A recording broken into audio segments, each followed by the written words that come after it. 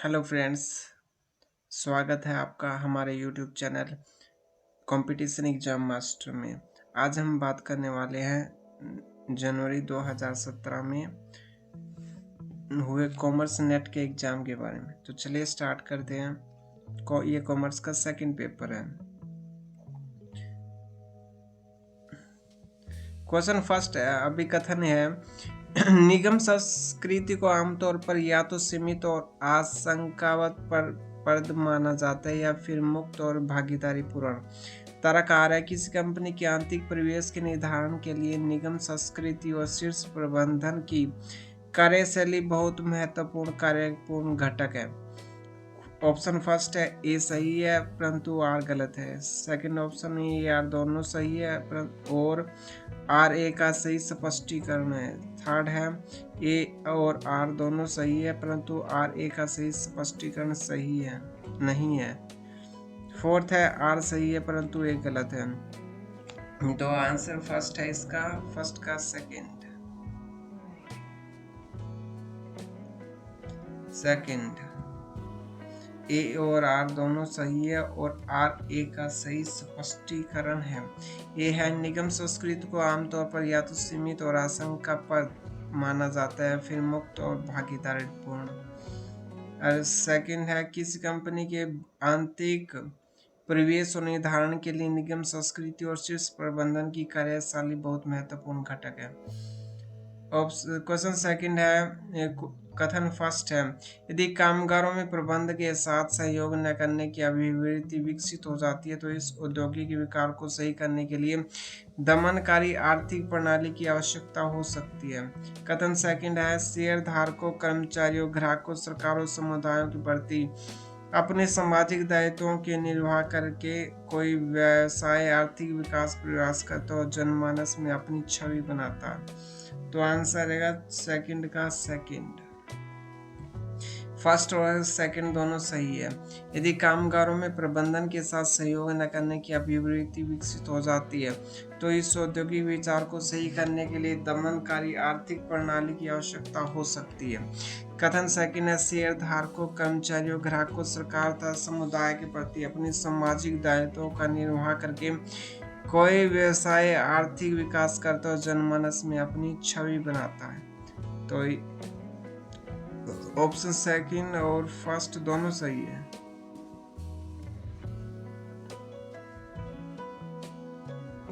Question third है, सूची first की मदों को सूची सेकंड में सम्मिलित कीजिए। ए है योजना आयोग, सेकंड है प्रतिस्पर्धा अधिनियम, सी है एड्रियन कैटेगरी समिति, डी है सरकारी क्षेत्र के उद्यमों में विनिवेश संबंधी रेगुलेशन समिति। योजना आयोग कब बना था? योजना आयोग बना था 1951 ईस्वी में। और प्रतिस्पर्धा अधिनियम कब बना था? 2002 में। एड्रियन कैटेगरी समिति कब बनी थी? 1991 में। और सरकारी क्षेत्र के उद्यमों में विनिवेश संबंधी रेगुलेशन समिति कब बनी थी? 1993 ईस्वी में। तो ये ऑप्शन किस में है? ए फोर्थ,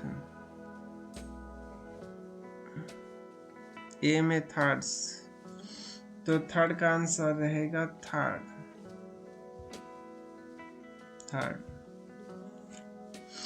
क्वेश्चन नंबर 4 है, किस पंचवर्षीय योजना में सामाजिक न्याय के साथ वृद्धि पर जोर दिया जाने लगा?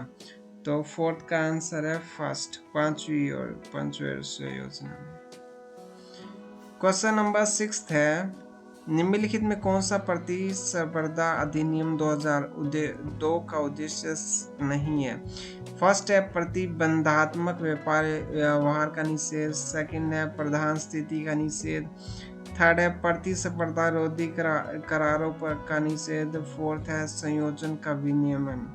तो आंसर रहेगा फिफ्थ का फर्स्ट, प्रतिबंधात्मक व्यवहार का निषेध।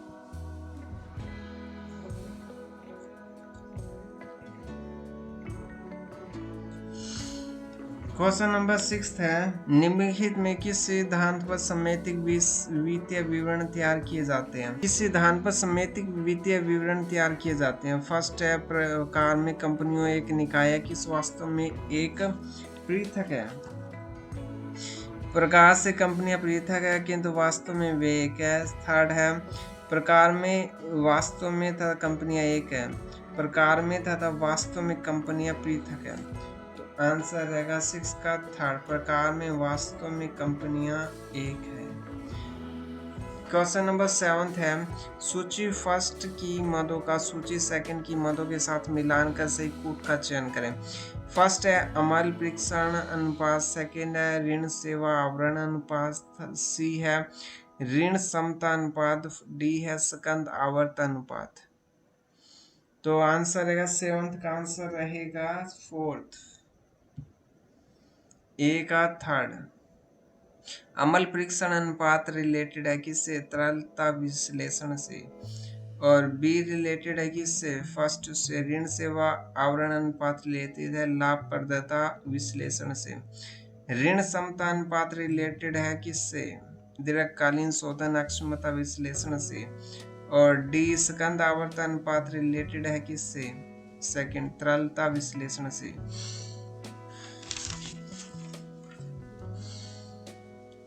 दो कथन दिए गए निम्नलिखित में एक कथन ए तथा दूसरा तर्क है, इनमें सही कूट का चयन करें।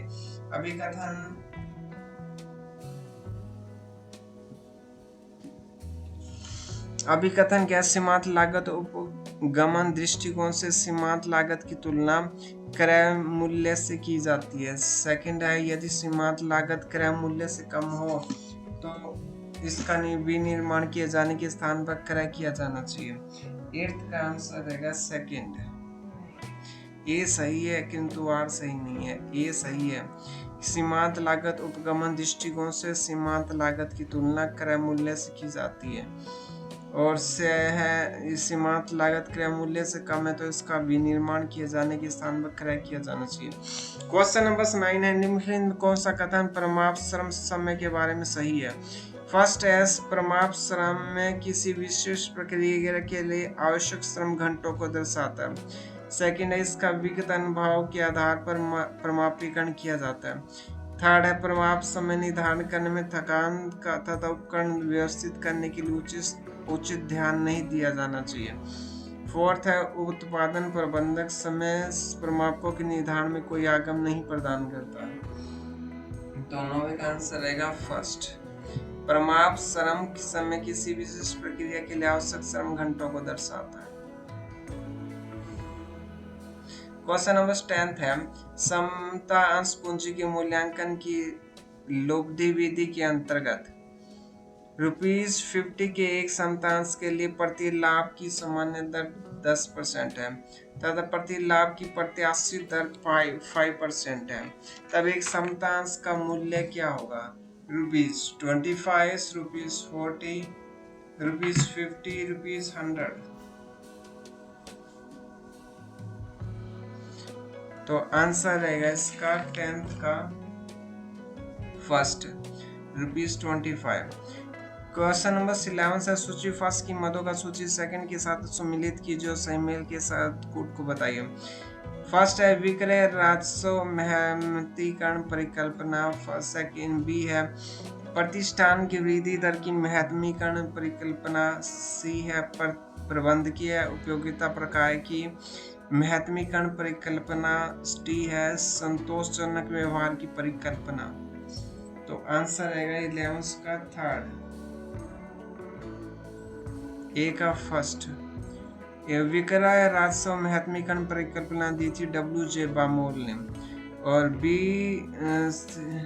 प्रतिष्ठान की वृद्धि दर की महत्मीकरण परिकल्पना दी थी किसने? रॉबिन मॉरिस ने।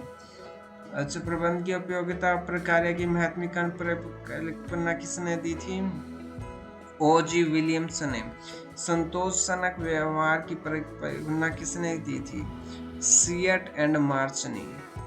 शियट एंड मार्च ने कहा कि संतोष रखो। विलियम ने कहा कि प्रबंध की उपयोगिता प्रक्रिया की महत्मीकरण परिकल्पना।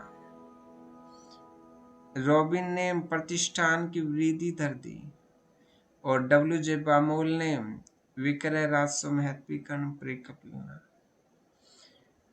क्वेश्चन नंबर 12 है मूल्य लोच मूल्य में परिवर्तन तथा कुल राजस्व में परिवर्तन के संदर्भ में निम्नलिखित में कौन सा कथन सही मेल नहीं है। ए है 0, ए फर्स्ट सेकंड है 1 से कम, सी थर्ड ऑप्शन है 1 के समान, फोर्थ है 1 से अधिक। तो 12 का आंसर रहेगा सेकंड। 12 का आंसर रहेगा सेकंड। ये कल्पना नहीं है, बाकी सारी सही है। जैसे 0 है यदि मूल्य में वृद्धि होती है तो इससे क्या होगा, कुल राजस्व में भी वृद्धि होगी। मूल्य में यदि कमी आती है तो ये कुल राजस्व में भी कमी आएगी। और सेकंड है, थर्ड है मूल्य एक प्राइस इलास्टिसिटी 1 के इक्वल कब होगी, जब मूल्य में वृद्धि होगी और कुल राजस्व में कोई परिवर्तन नहीं आएगा। जो सेकंड है, जब मूल्य में कमी होगी तो राजस्व में कोई परिवर्तन नहीं आएगा। मूल्य प्राइस इलास्टिसिटी ऑफ डिमांड 1 से ज्यादा तब होगी जब मूल्य में वृद्धि होगी, कुल राजस्व में कोई कमी नहीं आएगी। सेकंड है, मूल्य में जब परिवर्तन होगा कमी आएगी तो राजस्व में वृद्धि होगी। क्वेश्चन नंबर 13 है एक प्रतिष्ठान का अल्पकालीन उत्पादन प्रक्रिया निम्नलिखित है।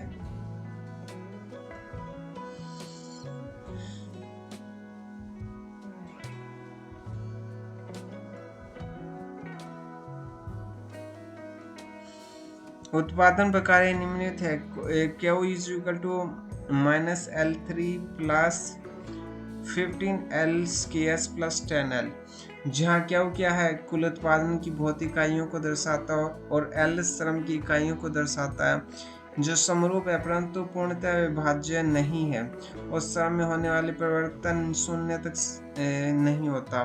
कथन फर्स्ट क्या कहते हैं, इस उत्पादन प्रक्रिया में श्रम की 5वीं इकाई का सीमांत उत्पाद 85 है। कथन सेकंड क्या कहते हैं, इस प्रकार से इस उत्पादन प्रक्रिया में श्रम की 5वीं इकाई का औसत उत्पाद 60 है। तो अंश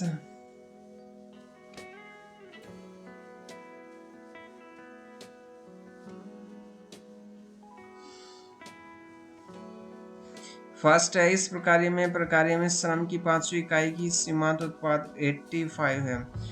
इसी प्रकार से उत्पादन प्रक्रिया में श्रम की 5वीं इकाई का औसत उत्पाद 60 है। फर्स्ट है दोनों कथन सत्य है, सेकंड है दोनों कथन मिथ्या है, थर्ड है फर्स्ट सत्य है जबकि सेकंड मिथ्या है, और फोर्थ है कथन फर्स्ट मिथ्या है जबकि सेकंड सत्य है।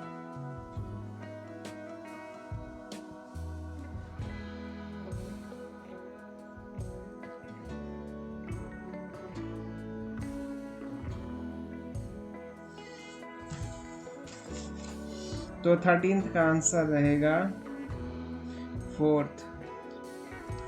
कथन फर्स्ट मिथ्या जबकि कथन सेकंड सत्य है। फर्स्ट मिथ्या, इस उत्पादन प्रक्रिया में श्रम की 5वीं इकाई की सीमांत उत्पाद 85 है, ये गलत है। इसी प्रकार से उत्पादन प्रक्रिया में श्रम की 5वीं इकाई की औसत उत्पाद 60 है,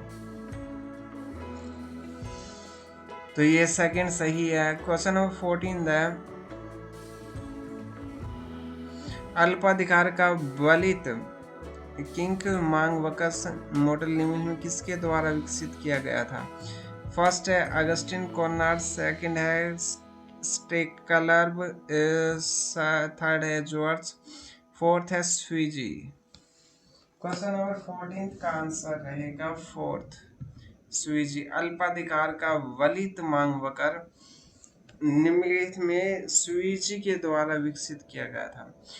क्वेश्चन नंबर 15 है वेतन मूल्य नीति की सफलता के लिए में कौन सा वांछनीय नहीं है। फर्स्ट है उत्पाद की अल्पकालीन मांग में इकाई से अधिक लोच, सेकंड है बड़े पैमाने के उत्पादन की किफायतों की उपलब्धता, थर्ड है उत्पाद जिसकी मांग की आड़ी लोच बहुत कम होना, और फोर्थ है उपभोक्ता द्वारा उत्पाद की सरल स्वीकृति और अंगीकरण। क्वेश्चन 15 का आंसर रहेगा थर्ड, उत्पाद जिसकी मांग की आड़ी लोच बहुत कम हो। क्वेश्चन नंबर 16 है अभिन्नत अनुमान तथा तदनुरूप जनसंख्या प्राचल के बीच अंतर का निरपेक्ष अंतर प्रतिचयन त्रुटि कहा जाता है। सेकंड है बहुचरणीय प्रतिचयन, एक निर्बंधित गैर प्रायिकता आधारित प्रतिचयन टेक्निक है। क्वेश्चन नंबर 16 का आंसर रहेगा थर्ड। क्वेश्चन फर्स्ट सही है किंतु आर गलत है। फर्स्ट सही है, अभिन्नत अनुमान तथा तदनुरूप जनसंख्या प्राचल के बीच अंतर का निरपेक्ष अंतर प्रतिचयन त्रुटि कहा जाता है। सेकंड है बहुचरणीय प्रतिचयन, एक निर्भीत गैर प्रायिकता आधारित प्रतिचयन टेक्निक है। क्वेश्चन नंबर 17 है, परिकल्पना परीक्षण से संबंधित सूची फर्स्ट तथा सूची सेकंड की मतों का मिलान करें तथा सही मिलान वाले कोड का चयन करें। फर्स्ट ए निराकरणीय परिकल्पना जबकि यह गलत है को अस्वीकार करने की परीक्षण की योग्यता। बी है एक गलत निराकरणीय परिकल्पना को स्वीकार करने की प्रायिकता। सी है प्रतिचयन त्रुटि के कारण एक सही निराकरणीय परिकल्पना को अस्वीकार किए जाने की प्रायिकता। डी है एक सही निराकरणीय परिकल्पना को अस्वीकार किए जाने की प्रायिकता। एक सही निराकरणीय परिकल्पना को अस्वीकार किए जाने की प्रायिकता, ये कौन सी आ रहा है? ये है first type first. Question number 17 का आंसर रहेगा सेकंड, यानी कि ए रिलेटेड है फोर्थ से। निराकरणीय परिकल्पना जबकि ये गलत है को अस्वीकार करने की परीक्षण की योग्यता, परीक्षण की क्षमता है। जब हाइपोथेसिस गलत हो तो रिजेक्ट कर दिया जाए तो ये क्या है? परीक्षण की कैपेसिटी है। एक गलत निराकरणीय परिकल्पना को स्वीकार करने की प्रायिकता है। बी का थर्ड, ये टाइप 2 एरर है। सी है प्रतिचयन त्रुटि के कारण एक सही निराकरणीय परिकल्पना को अस्वीकार किए जाने की प्रायिकता। त्रुटि के कारण एक सही निराकरणीय परिकल्पना को स्वीकार किए जाने की प्रायिकता। सी रिलेटेड रहेगा थर्ड से।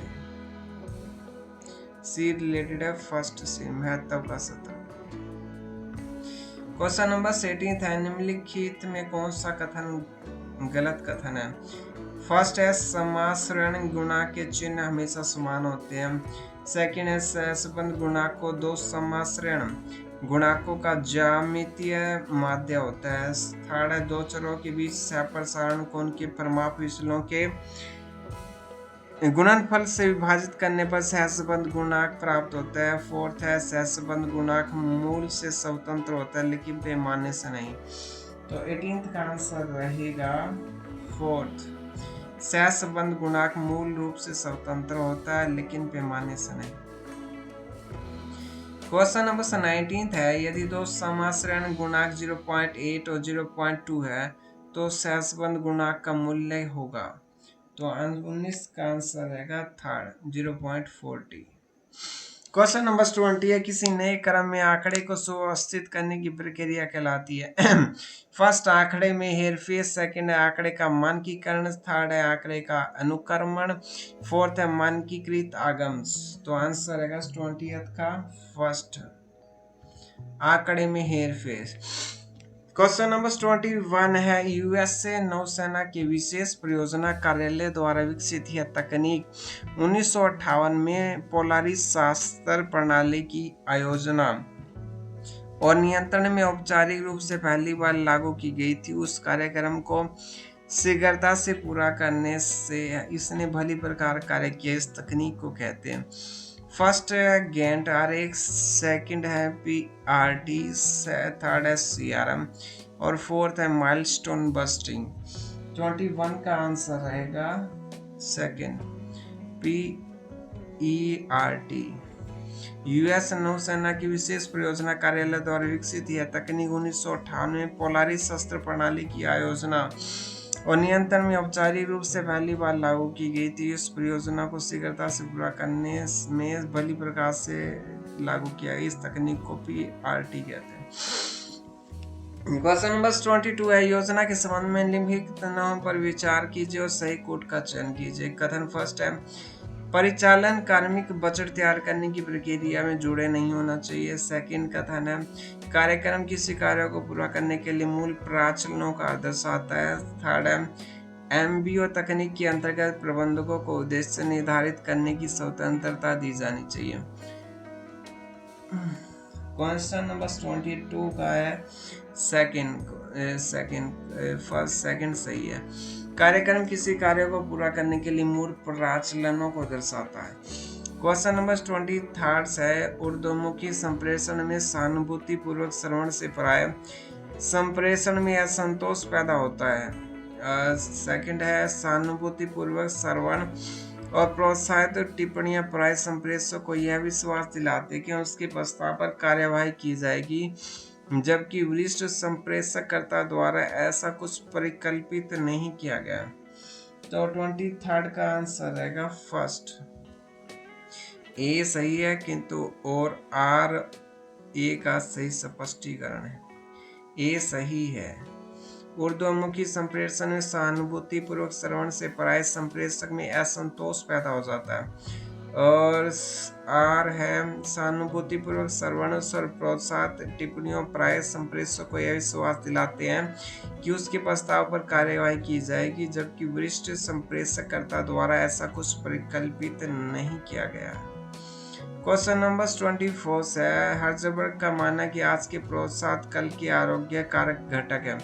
और तर्क आ रहा है कुछ कार्यस्थितियों अनुपस्थिति कर्मचारियों को केवल असंतुष्ट करने का कार्य करती है, परंतु उनकी उपस्थिति से वे प्रोत्साहित नहीं होते। तो आंसर है 24 का आंसर है सेकंड। ए और आर दोनों सही है, लेकिन आर ए का सही स्पष्टीकरण नहीं है। ए एंड आर दोनों सही है।